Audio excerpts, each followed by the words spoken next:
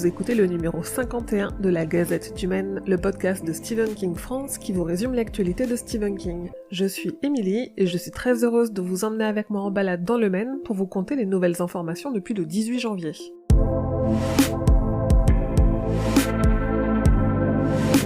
Un nouveau roman de Stephen King a été annoncé. Il s'appelle Billy Summers et raconte l'histoire d'un assassin, un tueur à gages qui ne tue que des méchants.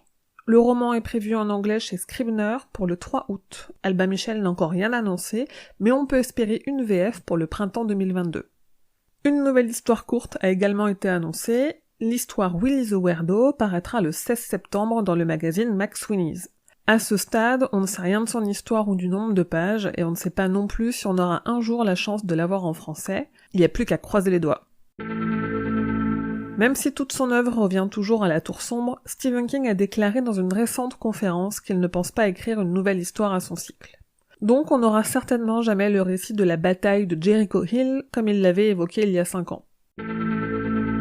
Via leur fondation, Stephen et Tabitha King ont fait un don de $6 500 à l'école élémentaire de Farwell dans le Maine, permettant au livre sur la pandémie écrit par les élèves du programme de jeunes auteurs de l'école d'être publié. Ils ont également fait un don de $50 000 pour aider au projet de rénovation et d'agrandissement de la bibliothèque de Kittery, une ville du Maine.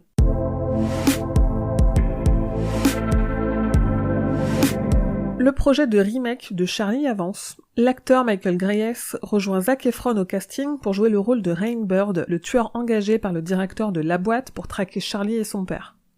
Il semblerait qu'Akiva Goldsman ait commandé un script d'adaptation de Territoire, coécrit par King et Peter Straub, à Richard Kismar et Jonathan Chech. Alors qu'on ne savait pas que ce projet avait existé, on apprend qu'il a été abandonné et que le script va être vendu à 700 exemplaires, signés des scénaristes. La Nuit déchirée, le film de Mick Garris d'après un scénario de Stephen King, n'est jamais sorti en Blu-ray en France. Ce sera bientôt du passé, puisque dès le 24 février, BQHL proposera des Blu-ray et des DVD du film avec des pistes françaises.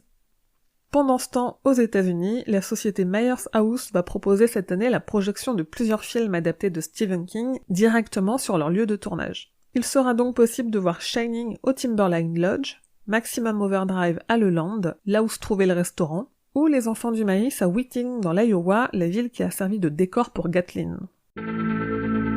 Que pense Stephen King de The Stand, la série adaptée de son roman Le Fléau? Il a publié son avis en plusieurs tweets après avoir vu les 5 premiers épisodes. Je vous ai évidemment traduit tout ça sur le site.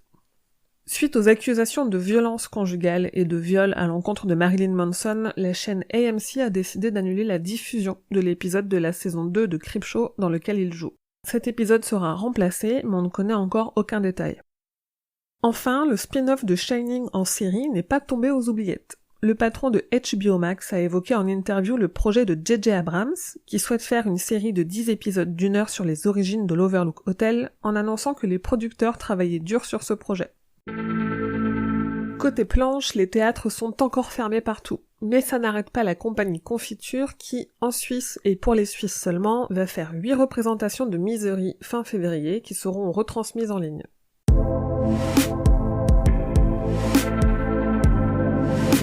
À l'occasion de la sortie de Si ça saigne en français et de la fin de la série The Stand aux États-Unis, j'ai parlé de ces 2 sujets avec François Co dans le dernier épisode du podcast Discordia.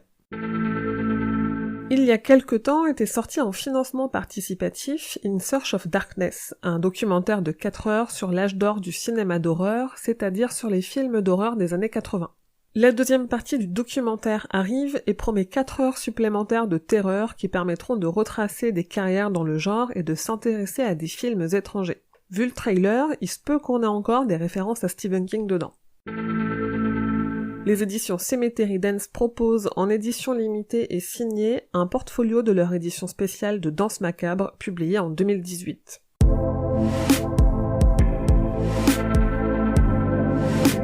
Et voilà, c'est tout pour la Gazette numéro 51.